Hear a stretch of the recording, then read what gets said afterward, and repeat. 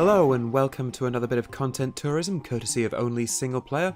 I'm Matt and today we're going to take a quick look at The Void Reigns Upon Her Heart, which is a bit of a mouthful. This is a really nice bullet hell game. It's got a nice 16-bit pixel art style. It's got some really nice personality to it.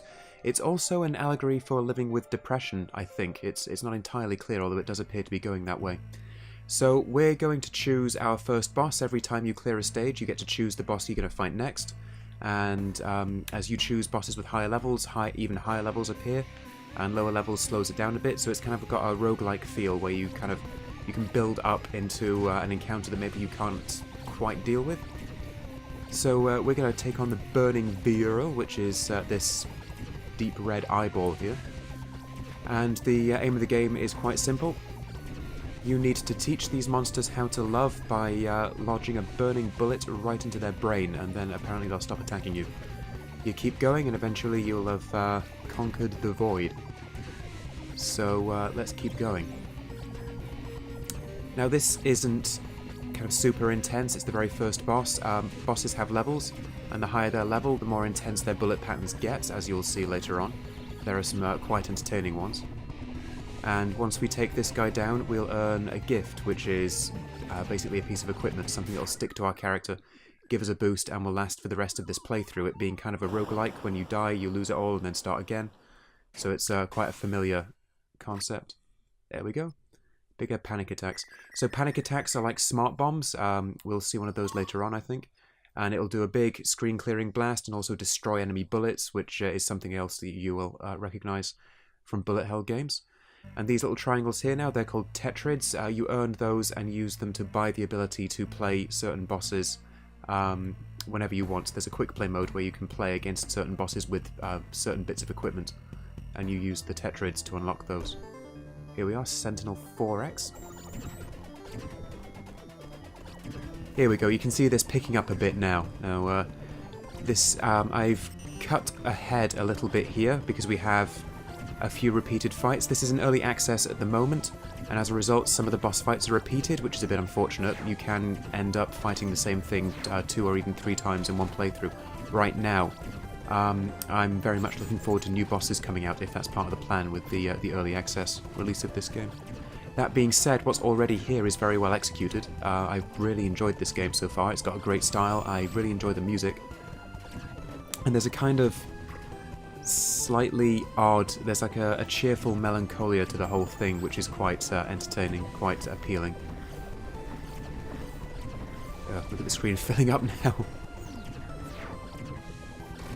Each boss has different little gimmicks like this. This one can place little generators down that make hazards for you. Other bosses have different kinds of bullets. Some like really big bullets can be destroyed and then detonate into bigger patterns. Some can be avoided.